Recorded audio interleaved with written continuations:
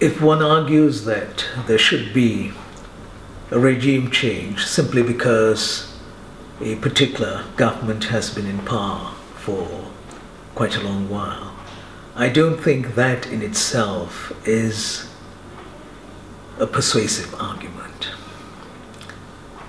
You have to look at what that government has done, what its record is, and we'll have to draw conclusions based on its track record.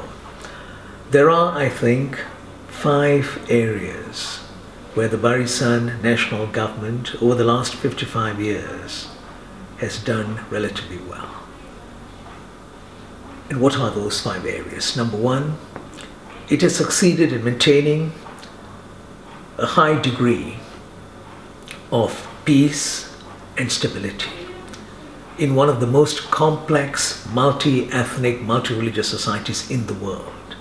And that, I think, is a great achievement. There has been a minimum of political or communal violence. Number 2, the government has also succeeded in reducing absolute poverty. In 1957, when we became independent, our poverty level stood at something like 64% of the population that lived below the absolute poverty line. And today, if you look at the official statistics, it's about 3% who live below the absolute poverty line. And that, I think, is an achievement. And we have also been able to maintain steady economic growth. On the average, Malaysia has grown over the last 55 years at the rate of 7% on the average.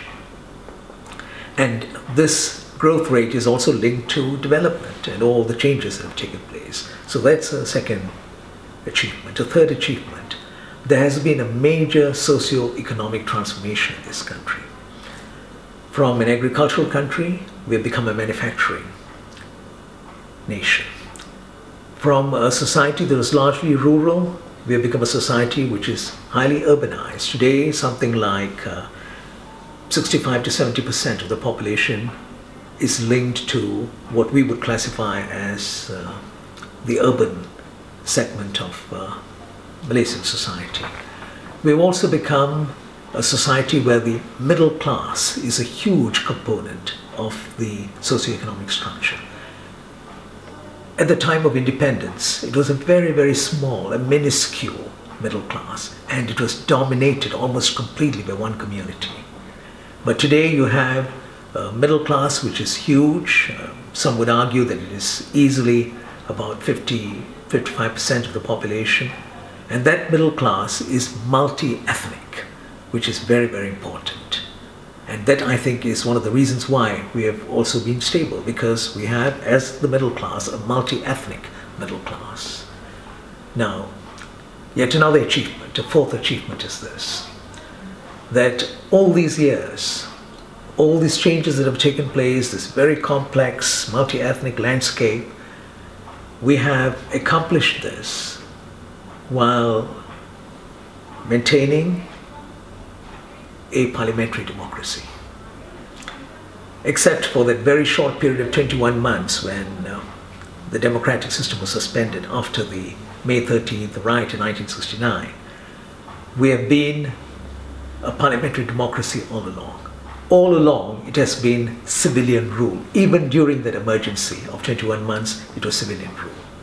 And this is something that is extraordinary if you look at the whole region and if you look at most of the global south. So this, to my mind, is also something very important. And it's not just parliamentary democracy expressed in terms of elections. And of course, this is something that we can be proud of. 12 elections that we've had. We are now moving to the 13th election. But it's also important to emphasize that we have had a viable opposition all along. There's never been a single moment in our parliamentary history where the opposition has had less than 35% of popular support and a certain number of corresponding seats.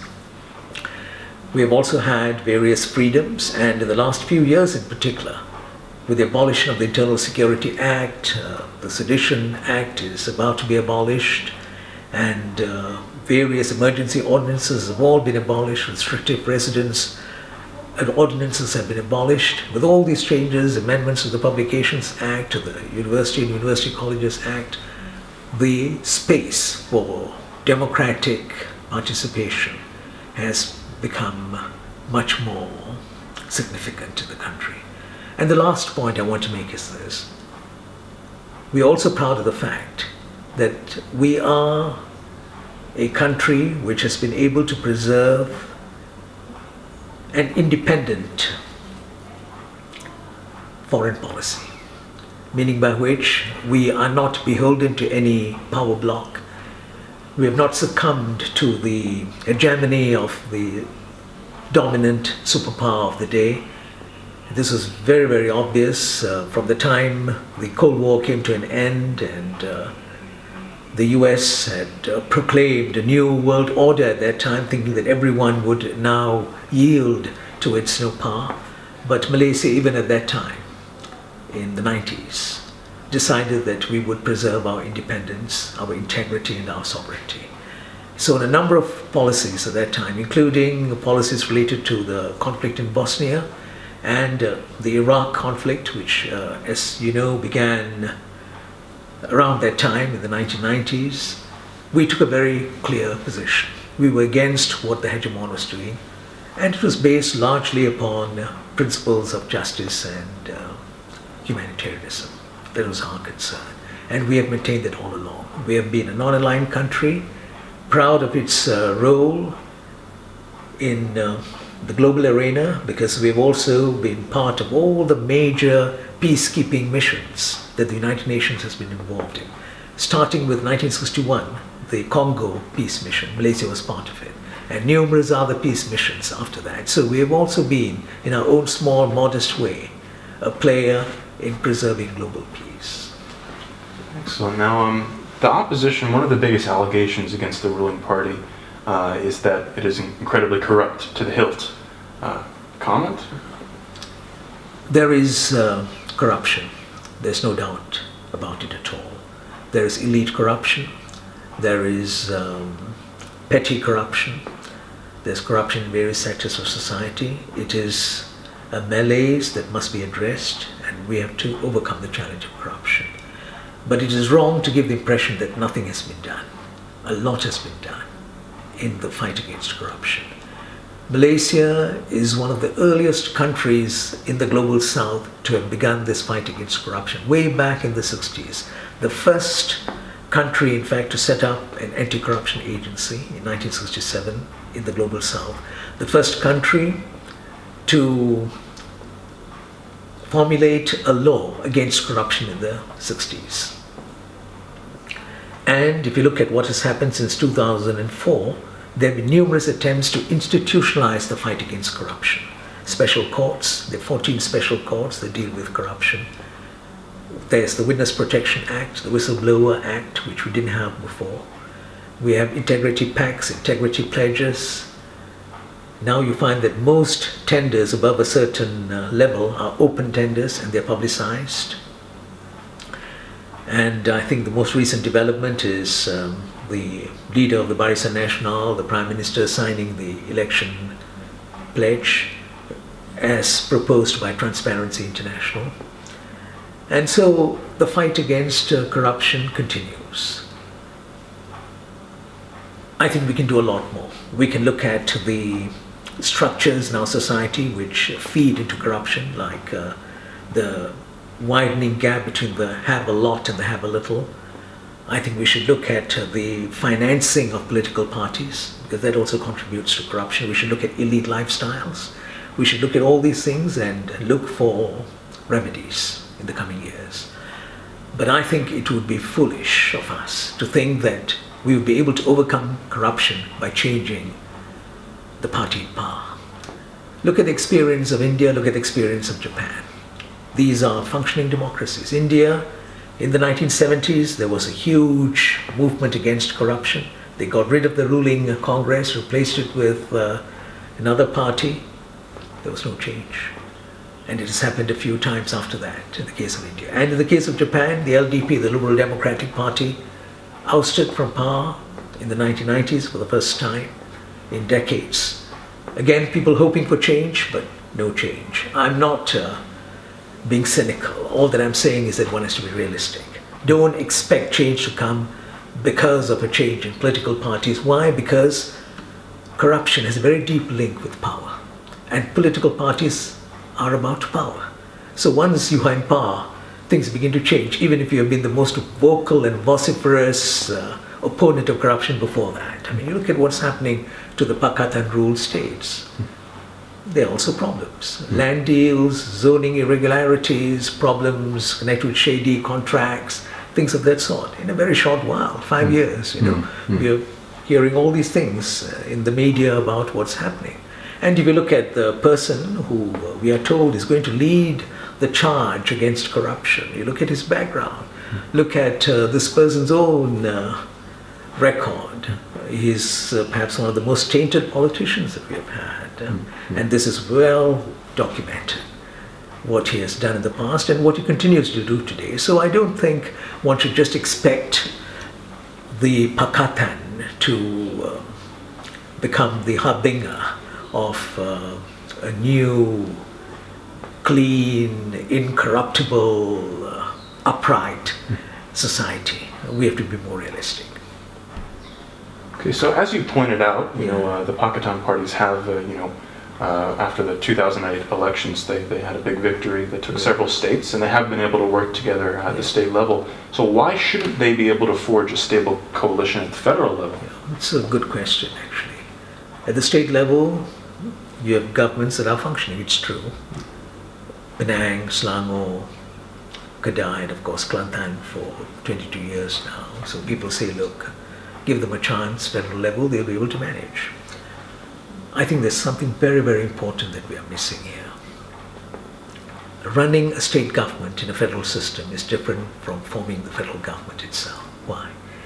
At the state level, you don't have to deal with issues related to identity as a major political challenge in itself, meaning by which you don't have to deal with issues pertaining to inter-ethnic ties, to religion, issues connected with culture and how these impact upon, say, education, the economy, your politics. You don't have to deal with these things because at the state level, given the powers of state governments, you're dealing with issues that are to some extent municipal in nature. You don't have to deal with these larger challenges. Once you're in the federal government, you have to deal with these challenges. And for me, what is really worrying is this, that you have two parties in the Pakatan grouping of three political parties who have diametrically different positions on fundamental questions of ethnicity and identity in Malaysia. In the case of PAS, it remains committed to its version of an Islamic state which emphasizes certain laws, which regards hudud or the penal code in Islam as central to an Islamic society. You have a PAS which has, at the end of the day, a very exclusive idea of what the Malaysian society of the present and the future should be. A PAS whose notion of society, given the way in which it looks at Islam and Islamic identity, whose nation state, whose notion of what this society should be, is in itself a barrier to the emergence of common citizenship. It's a barrier to the idea of a shared citizenship, which is what the Malaysian Constitution provides for. That at the end of the day, the Malaysian Constitution says there is shared citizenship, but PAS's idea of the state and society does not allow for that. Shared citizenship, rights, responsibilities, being together, in other words, being one Malaysia in that sense.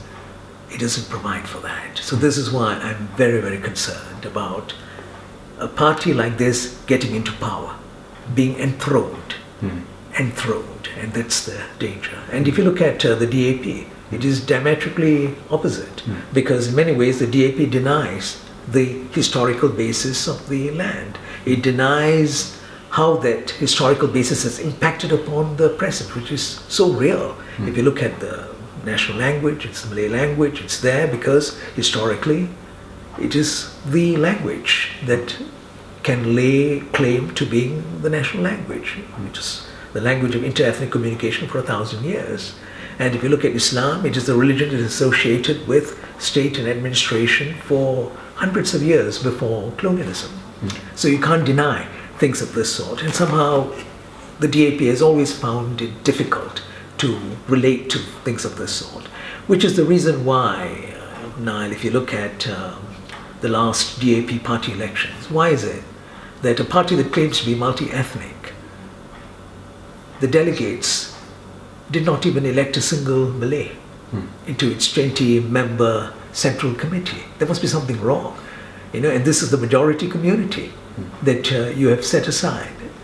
What it shows is that the party is alienated actually from the Malay community. And you can't have such a party in power together with another party that has a totally different notion of what state and society is. Can you imagine what they will do when they're in power? What are some of the strengths and weaknesses of the component parties of the Pakatan Rakyat? I would argue that if you look at PAS, it is the oldest of the three parties in the Pakatan. PAS has made a contribution to the nation in this sense. It has kept UMNO on its toes. It has checked the wrongdoings of UMNO in many, many instances, especially at the grassroots level. And we cannot deny that if you look at Kelantan, whatever one may say about the lack of development and economic progress and so on, Nik Abdul Aziz, as Menteri Besar, has established an administration that is relatively clean over the last 22 years. We have not heard of huge scandals involving money, for instance, in the case of Kelantan. So these are some of the achievements. But as against that, one would be very, very concerned about the fact that this is a party that places dogma above everything else and a certain interpretation of Islam above everything else. Which is why, if you look at what PAS has done in Kelantan, what PAS did in Terengganu for that 4 years that they were in power in Terengganu, look at their concerns. Just think about this. Among the first things that the PAS government did in Terengganu when it came to power in 1999, number one, it wanted to introduce a law called Kharaj, which is an antiquated law, a law related to conquest, where you conquer territories and then the non-Muslims who come under you are required to pay a certain tax. That's what Kharaj is. They wanted to introduce that in Terengganu, which was totally nonsensical, having a law of that sort. And I was in Keadilan at that time. I was coordinator of the Barisan Alternative, and we all opposed it and said, look, you can't do that. Number two, one of the other things that the PAS government is very concerned about was the stone sculpture of a turtle at the roundabout, one of the roundabouts in Kuala Terengganu. They wanted it demolished because they said, well, this is something we can't accept because it's, a sculpture and you're doing the stone sculpture from some living creature and we can't accept this. Now that's a very narrow-minded view of looking at the religion. They wanted to demolish that. And number three, there was one liquor outlet in Kemaman, the town of Kemaman in Terengganu. Just one liquor outlet. They were so concerned with that, they wanted it closed down. Now we have to deal with these issues. So what do these things show? There's a certain mindset. That mindset will prevail when they're in power at the federal government, and that's my worry. They'll be so concerned about these things, about women and their attire, about intergender mixing. They're going to be concerned about concerts and about hair salons and about cinemas, whether the lights are on. This is what's going to happen. And I don't think it'll be good for the country. In other words, we're going to get embroiled in what I've described elsewhere as the politics of identity. We're seeing it in Tunisia, we're seeing it in Egypt.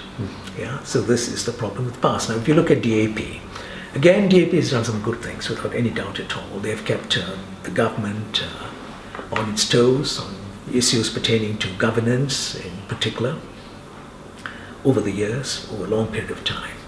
But if you look at their notion of Malaysian society, they tend to see issues largely from an ethnic angle, and this is not helpful at all. They're not able to see the other side, how they feel about similar issues, like when they talk about education or language. They should also take into consideration the feelings of the Malays in particular and other Bumiputras, but this party has never been able to do that. When they talk about religion, for instance, they must approach these issues in such a way that they show some empathy for the other side, but they've not been able to do that. So I'm also very concerned about a party like that in power, because once in power, you would want to give emphasis to issues that you have been associated with all along.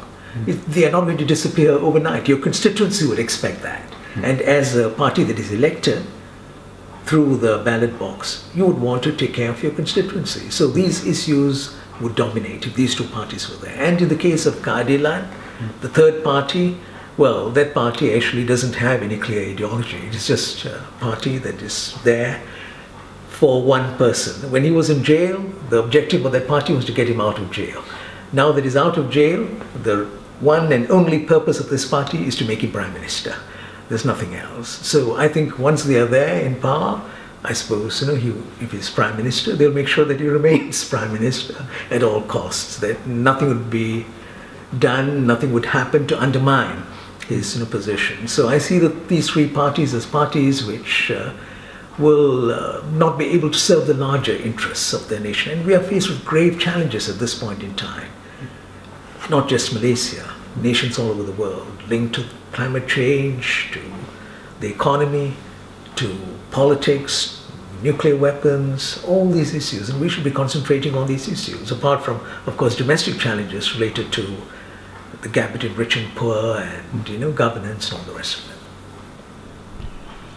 Okay, so essentially your position is that these component parties of Pakatan Rakyat should first change themselves and reassess their positions on things before they try and change the national leadership. Can you elaborate on that a little bit more? Yes, Niall, I think it is very, very important for the voters to understand this. The voters have to understand this, that these three parties will have to change before they can be the harbingers of change themselves, before they become the forces that are going to bring about the change that we're talking about. Why? Because in the case of PAS, it must change its approach to Islam. In the case of the DAP, it must change its approach to ethnic relations and nation building.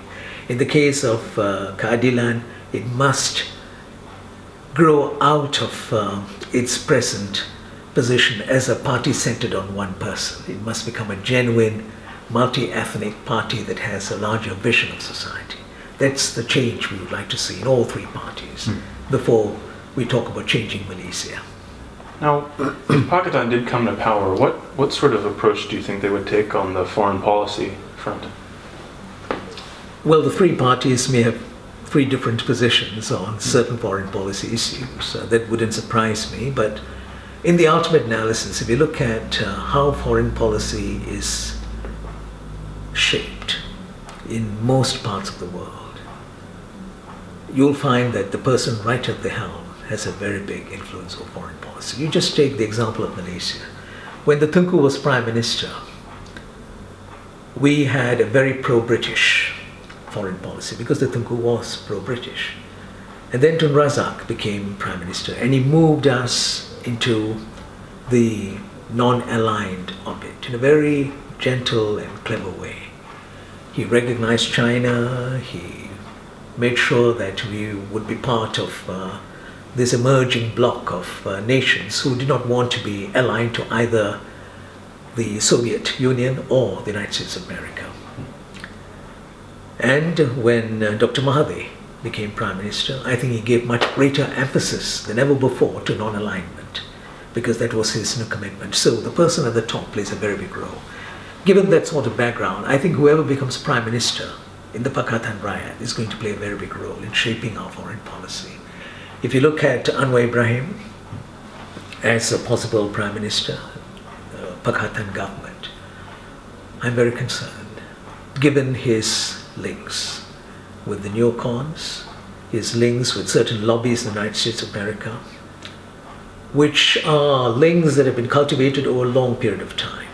And we know this from his role, his position on a variety of issues. For instance, a man coming out openly and saying that he would take all measures to protect Israel's security. That's the sort of language that the neocons understand, that Israel understands. The Zionist lobby knows what it stands for, this language, protecting the security of Israel. If you look at the role he played as the leader of the Foundation for the Future, set up in 2005 by Condoleezza Rice, who inaugurated this outfit supposed to promote democracy in West Asia. If you look at his real motive, it's basically to promote hegemony. And Anwar from Southeast Asia was the head of this Foundation for the Future. And if you look at some of the individuals who were part of his committee at that time, they're actually individuals associated with certain countries that are part of the Arab uprising.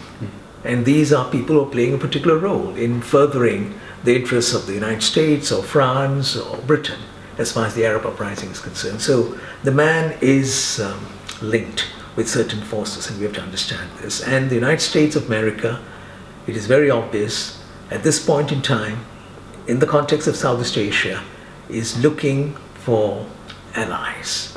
And they want people that they can trust absolutely as part of their new global agenda. Of course, Israel, West Asia is part of that agenda, but a newer dimension which has gained a great deal of significance is the whole question of China. They want someone who can be an absolute ally in the tussle with China. Someone who would be able to protect the interests vis-a-vis the Straits of Malacca, one of the most important straits in the world. Someone once said it's one of the 3 most important straits in the world. Almost half of China's trade flows through the Straits of Malacca. 1/3 of its oil flows through the Straits of Malacca. So you want to have an absolute ally in Kuala Lumpur. And the South China Sea is the other issue, which is a big challenge to all of us in Southeast Asia. So it's very clear what the US is looking for, and they want someone like Anwar at the helm. So you can see a shift in our foreign policy if a person like this is at the... Now, if the opposition, lost, if they were not able to come to power, do you think what would the reaction be? I hope they will accept the people's verdict. Just as if the Barisan loses, they should also accept the people's verdict and say, well, this is what democracy is, and we will just move on. But if you look at some of the statements which some of the Pakatan leaders have been making, interviews that they've given overseas, you get the impression that they would regard the elections as free and fair only if they win. If they lose, it's not free, it's not fair, which I think makes it very difficult. If you lose, you say it once, well, it's because they cheated, meaning by which the Barisan cheated, the election commission cheated, everyone cheated, that's why we lost. And I get the impression that people are being conditioned to think that way through the blogs and websites and, through other channels, and this is very dangerous. I think people should be conditioned, if you want to use that word, to accept the verdict.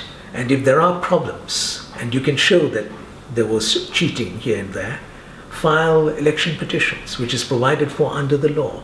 We have election courts in this country.